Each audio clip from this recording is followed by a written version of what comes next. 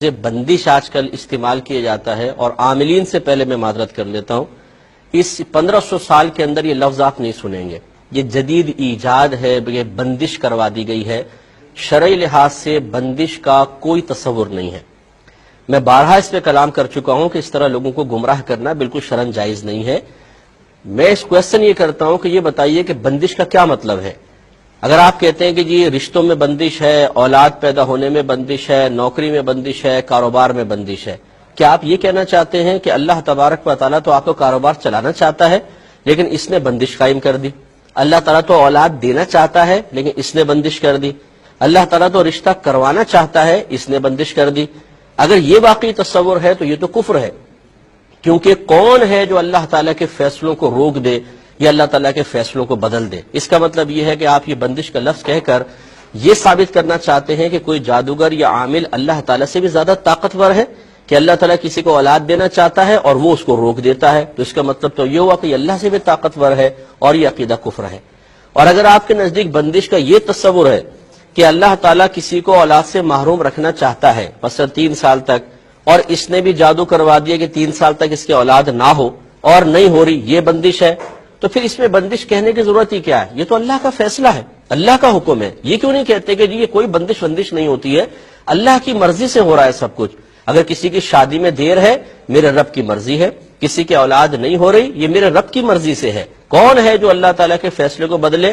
لا تبدیل لکلمات اللہ، لا مبدل لکلمات اللہ. اللہ تعالیٰ کے کلمات تبدیل نہیں ہوتے، اللہ تعالیٰ کے کلمات کو بدلنے والا کوئی نہیں ہے.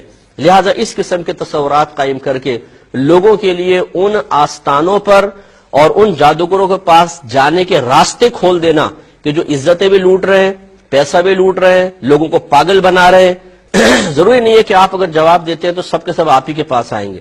لوگ لاکھوں کروڑوں لوگ ہیں جو اس قسم کے پروگرام دیکھنے کے بعد اس قسم کے جعلی لوگوں کے ہاتھوں میں لٹ رہے ہیں مسلسل، اور اس کا ذمہ دار وہ شخص بھی ہے جو مکمل شرعی تعلیم کے بغیر اس طریقے سے جوابات دے تو وہ قابل گریفت ہے. لہذا بندش کا کوئی تصور نہیں ہے بھائی جان. صحابہ کرام علیہم رضوان صرف ایک عقیدہ رکھتے تھے، اگر ان کو کوئی کسی چیز کے رکاوٹ محسوس ہوتی وہ کہتے میرے رب کی مرضی ہے، ہم اپنے رب کی رضا پر راضی ہیں. تو وہ اطمینان رہتا تھا، قلب بھی مطمئن، ذہن بھی پرسکون، ایمان بھی مضبوط. آج ہمارے ایمان اتنے کمزور ہو گئے کہ اللہ تعالیٰ کی آزمائش کا تصور ختم. اللہ تعالیٰ سے امیدیں معاذ اللہ منقطع ہوتے ہم نے دیکھی ہیں. عاملوں سے امیدیں لگا بیٹھے کہ یہ عامل کرے گا جو کچھ کرے گا، اولاد یہی دے گا، رشتہ یہی کروائے گا، کاروبار یہی چلوائے گا. بولتے ہیں یار اللہ سے تو دعائیں کر کر کے تھک گئے معاذ اللہ. اب کون ہے جی؟ یہ بابا ہے.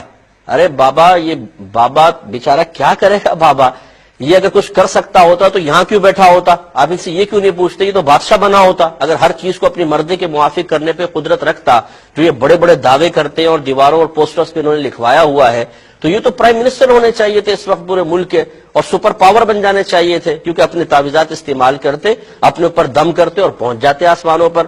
لیکن ایسا نہیں ہے. وہ آپ کے پیسوں کا محتاج شخص بیٹھا ہوا ہے اور آپ اسی کے قدموں میں گر کر اللہ تعالیٰ کو فراموش کر کے اور اپنے ایمان کے خلاف کام کر رہے ہیں.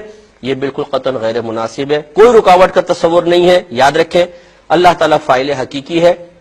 اس نے دنیا میں ہمیں اس لیے نہیں بھیجا کہ ہماری مرضی کے موافق ہر چیز ہمیں مل جائے، بلکہ اس نے اس لیے بھیجا ہے کہ وہ اپنی مرضی کے مطابق ہمیں زندگی گزارنے پر گویا کہ مجبور کرے گا، اور ہمیں اپنے رب کی رضا کے مطابق زندگی گزارنی ہے. اس نے جو ہمارے حق میں فیصلہ کیا ہے ہم نے اس کو قبول کرنا ہے. اسی کا بدلہ آخرت میں اللہ تبارک و تعالی ہمیں عطا فرمائے گا. جب انسان اللہ کی رضا پر راضی نہ رہے بلکہ اس کی تمنا یہ ہو جائے کہ اللہ تعالیٰ میری مرضی کے مطابق چلے، اور پھر وہ دنیا کو جنت بنانے کی کوشش کرے کہ یہاں جو کچھ میں چاہوں مجھے مل جائے، بس یہی اس کی میجر مسٹیک ہے. اور اس نے گویا کہ نہ اللہ تبارک و تعالیٰ کی حکمتوں کو سمجھا، نہ دنیا میں آمد کے مقصد کو سمجھا، تو وہ تباہ و برباد ہوگا. ہمارا کام سمجھانا تھا. مجھے پتا ہے کہ یہ باتیں ہر ایک کی سمجھ میں نہیں آتی ہیں. آپ لاکھ سمجھا لیں. ان عورتوں نے اس قسم کے جعلی باباؤں کے آستانوں کو آباد کر رکھا ہے. وہاں جاتی ہیں، اپنی عزتیں بھی داؤ پہ لگاتی ہیں، شوہروں کا پیسہ خرچ کرتی ہیں، اور پھر ملتا کیا ہے؟ ٹھینگا. بعض اوقات وہی چیز ملتی ہے کہ جو اللہ تعالیٰ نے دینی ہے. تو اس لیے ایمان کو مضبوط رکھیں، اپنے اللہ تعالیٰ سے تعلق مضبوط رکھیں، انشاءاللہ سب کچھ حاصل ہوگا.